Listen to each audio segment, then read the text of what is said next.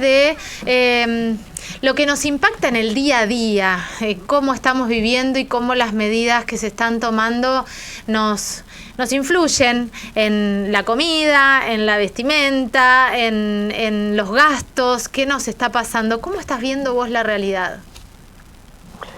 Y con preocupación y por supuesto viendo que claramente hoy la gente la está pasando mal, ¿no? Entonces, sin lugar a dudas, negar esto, más allá de que uno pueda tener una posición más positiva o menos positiva de los cambios que está proponiendo el gobierno, sería un error, ¿no? Incluso de los que son parte del gobierno, yo no lo soy, pero tengo muchos compañeros del espacio político que sí, y creo que sería un error no reconocer que hoy la gente la está pasando mal, sin lugar a dudas. Ahora, eso uno puede decir, bueno, ¿por qué la está pasando mal?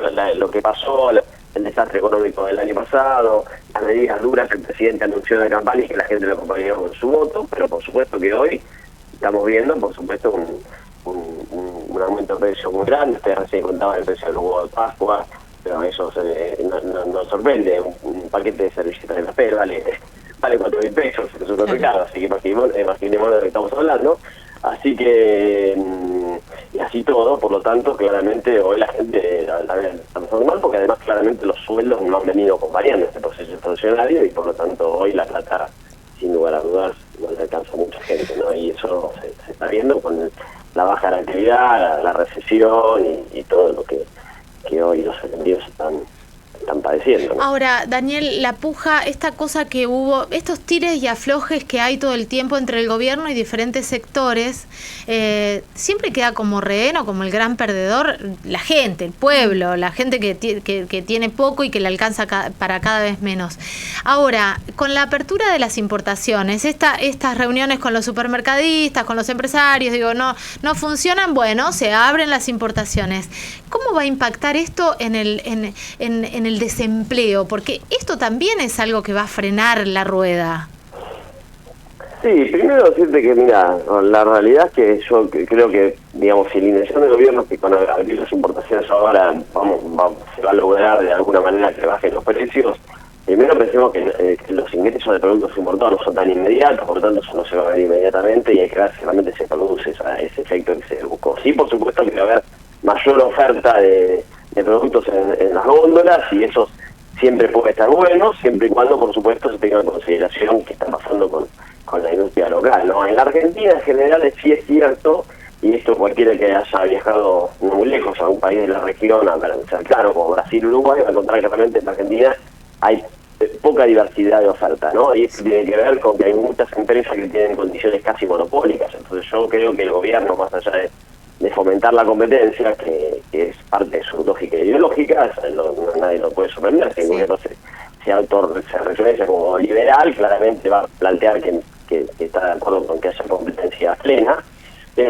Sin lugar a dudas también tiene que aplicar medidas que también son parte de países muy capitalistas como Estados Unidos, que son las medidas antimonopólicas, ¿no? La ley antitrust de Estados Unidos es una ley casi central de la política comercial de Estados Unidos, y por lo tanto desde ahí creo que hay que controlar los abusos de posición dominante, los monopolios, que hace que muchas empresas tengan prácticamente el monopolio de la oferta de un producto, y eso hace que por supuesto los precios aumenten más de lo que deberían aumentar, ¿no? Entonces el gobierno también debería poner un eje ahí. Y después, por supuesto, con respecto a lo que vos decías del desempleo que puede causar un ingreso de importaciones, bueno, sin lugar a dudas es un tema que tendrá que ir monitoreando el gobierno si se produce, ¿no? En la Argentina, en los 90, tuvimos ese problema y llegamos al fin de la convertibilidad con un desempleo de 2 dígitos en muchas ciudades, ¿no? Uh-huh. Entonces, ese es un tema que, sin lugar a dudas, hay que mirarlo con mucho cuidado, ¿no? ¿Qué te pasa cuando vemos, porque también lo que estamos viendo es una demonización por ahí, corregime si te parece que no, pero como una mirada muy hostil y con demasiada sospecha en generalizar lo que pasa con las organizaciones, con los comedores merenderos, y en el medio no está llegando la comida, hay cada vez más gente que va a los comedores y no hay con qué darle. Escuchamos a las mujeres que cocinan, porque la mayoría son mujeres, por eso digo mujeres que cocinan en comedores y merenderos con una desesperación que realmente no se sabe qué hacer. ¿Vos creés que se buscan como enemigos muy vulnerables o no? Mira, no sé si ese es el objetivo. Sí es cierto, yo te diría que cuando el presidente Javier Milei planteó las medidas de ajuste y duras que iba a hacer en la campaña y que la gente lo acompañó y que hoy muchas las está aplicando y que realmente la gente lo votó mayoritariamente, por eso sacó el 56% de los votos en la segunda vuelta, también dijo que él iba a fortalecer el Ministerio de Capital Humano para justamente poder ayudar a los que realmente sufrieran los efectos de ese shock, de esa medida de shock que él iba a tomar y que está tomando claramente, lo estamos viendo hoy.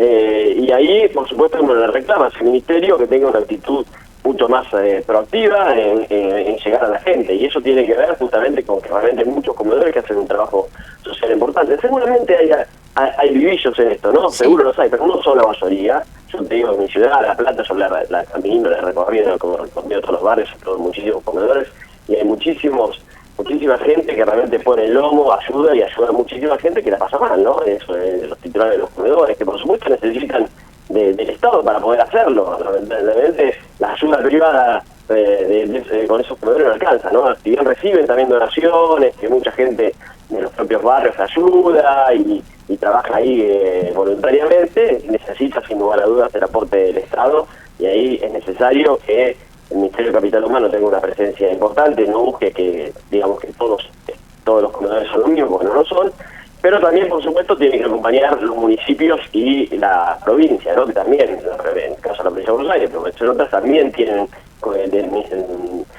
áreas de desarrollo social que también pueden ayudar en este proceso. Pero sin lugar a dudas no creo que no hay que generalizar. Puede haber algún comedor que se aprovechó de la situación, seguramente, pero no son todos así, sin lugar a dudas que no. Hace un ratito nos enteramos que después de algunos tira y aflojes, Mauricio Macri es el nuevo presidente del PRO. Vos estás alejado, pero ¿cómo ves esta noticia? No, bien, yo no es que estoy alejado, por supuesto, hoy no tengo un rol público, pero sigo siendo de este espacio político. Me parece que Mauricio es el fundador del PRO, es el único presidente que tuvo nuestro partido, y por lo tanto, si él pretendía volver a presidirlo, tenía todo el derecho a ser elegido, y así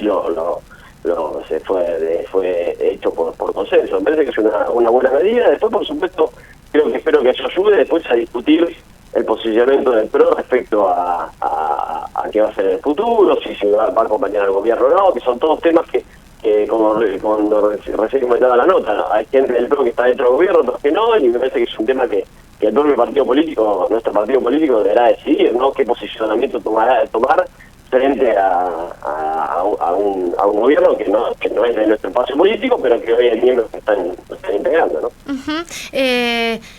Con respecto a todo lo que estamos viendo, vos recién hablabas de algunas medidas, hablábamos de lo que pasa con los comedores, hay un montón de políticas y hay un montón de cosas que sí se dijeron en campaña que hoy se están aplicando. ¿Vos crees que el PRO debería acompañar al gobierno, por ejemplo, ahora con el tema del DNU? A ver, yo separaría dos cosas.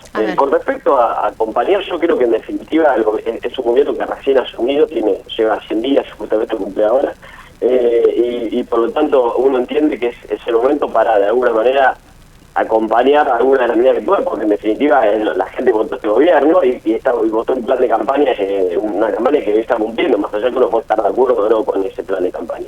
Y por lo tanto creo que hay que pensar al gobierno que puede implementar algunas de las medidas y que demuestre o no si eran correctas, y que la gente también se convenza o no que son correctas o no esas medidas, pero para poder mostrarlo si son correctas o no las medidas que el presidente anunció en la campaña y que ahora están algunas implementando, hay que dejarlas que las aplique. Por supuesto que eso siempre dentro de un marco de la legalidad de la Constitución y de nuestra Constitución. Y ahí voy a la segunda parte de tu pregunta respecto al DNU. Sí. Mira, yo creo que hay el contenido del DNU, hay un montón de cosas que creo que podemos coincidir, incluso, por ejemplo, la propia reforma laboral que el DNU plantea en varias partes es correcta. Yo creo que hay que ir a una reforma, sobre todo lo que tiene que ver con las leyes que ponía sanciones ante el empleo negro, la Ley Nacional de Empleo del año 91, la 25345, que es un poquito más adelante, la ley de los 90, que en definitiva no funcionaron como leyes para incentivar a que haya más empleo registrado, porque tenemos el mismo porcentaje de empleo registrado durante todos estos años pero sí ha cambiado de alguna manera la previsibilidad de los empleadores, y hay muchas pymes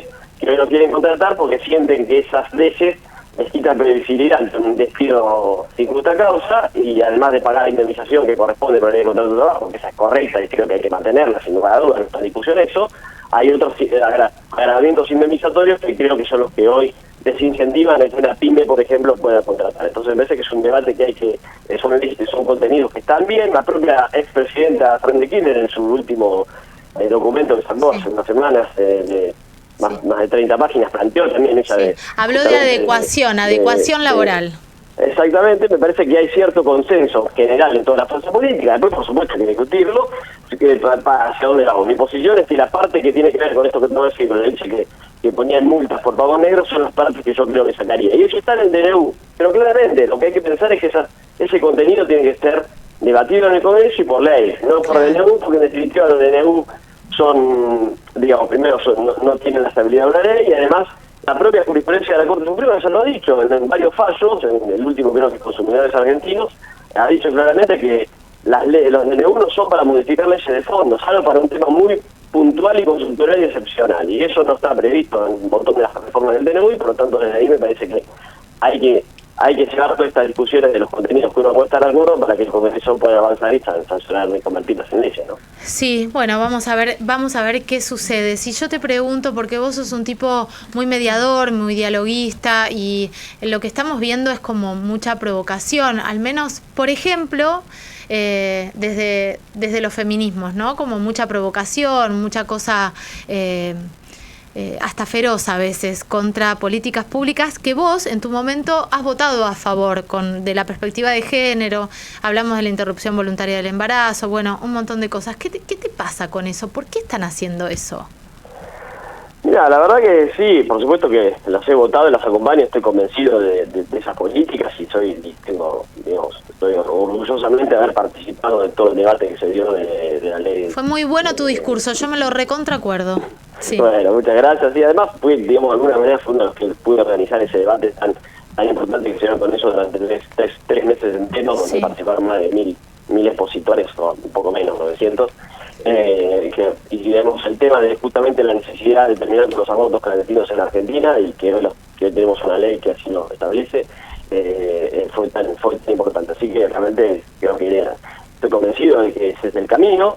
Por supuesto que uno no coincide, también entiendo de que hay una parte de la sociedad que reconoce que le da la razón al presidente y lo acompaña, pero me parece que son debates que de alguna manera ya fueron zanjados. Por eso cuando se presentan algunos proyectos hoy de derogar la ley del aborto legal, digo que por ahí no es por ahí, el debate ya fue zanjado, ya la sociedad, el Congreso lo debatió y se aprobó, y hoy es una ley que todavía falta de alguna manera terminar de implementar, ¿no? Lo mismo que con la ley de la ley ESI, ¿no? Que donde hay muchas provincias que todavía hoy no la han implementado, y es muy necesario porque todavía lamentablemente tenemos un montón de embarazos adolescentes y situaciones tremendas, y creo que hay que seguir trabajando para que la cancha no siga inclinada para el lado de las mujeres, ¿no? Para el lado inclinada para abajo, digamos, hay que parejarla para los dos lados, y eso me parece que es una lucha que hay que seguir dándola. Y por supuesto no coincido cuando hay ciertos miembros del gobierno que plantean lo contrario, ¿no? Sí, porque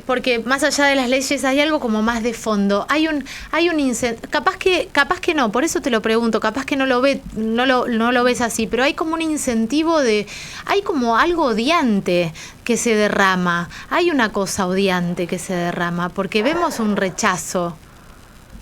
Mira, yo creo que es un estilo del gobierno en general de transmitir. Yo digo, uno no solamente lo ve con eso, es el estilo, y de alguna manera ese estilo el propio presidente lo planteó en la campaña y la gente lo adhirió. Me parece que después, en definitiva, el presidente, de muchos de los que en su momento tuvo estas situaciones, en lo personal ha tenido otras actitudes distintas. Me parece que es una manera de construcción política. Por supuesto, uno no coincide. No tenés una motosierra en tu casa. Siempre creo en el diálogo, en la búsqueda de consenso, porque además, en definitiva, sobre todo cuando uno tiene el rol de legislador, está claro que el propio constituyente obliga a hacerlo, porque cuando diseñó la integración del Congreso, el constituyente, tanto de 1860 o 1856 como el de 1994, hasta el de 1994, establecieron una representación proporcional en el Congreso, y eso hace que la mayoría de las veces la representación proporcional establezca que ningún partido político tenga la mayoría, y entonces te obliga a consensuar. Bueno, eso es un mandato constitucional, y hay que entender que para consensuar hay que tener diálogo. Me parece que ese es el camino, yo creo que es por ahí. Pero bueno, mientras tanto, de alguna manera, yo creo que lo que sí es cierto, que algunas reacciones del gobierno que tienen que ver con representar a un sector de la sociedad también tienen que ver con que a veces, sobre todo el gobierno, el kirchnerismo en su momento, hubo temas que los partidizó demasiado. Yo fui muy crítico de eso, así como fui crítico de cuando se partidizaron los organismos de derechos humanos, que tanto lucharon por la memoria, verdad y la justicia, y bien reconocerlo, faltando tan pocos días para el 24 de marzo, pero también partidizarnos es un error, porque la lucha por la recuperación de la democracia, por los derechos humanos, es una lucha de todo el pueblo argentino, no solamente de un partido político. Por supuesto. Y eso generó reacciones en contrario, y me parece que ahí es donde también, de alguna manera, es lo que estamos viendo hoy. Esperemos que en un proceso de maduración de la sociedad volvamos a entender que tanto la lucha por los derechos, por la igualdad y los derechos de las mujeres, como la memoria de la justicia, como todas otras cosas, o por la discriminación, por la no discriminación, son todas luchas de una sociedad y no de un partido político, ¿no? Te agradezco mucho, Daniel, charlar con vos. Hacía un montón que no lo hacía. Te mando un abrazo.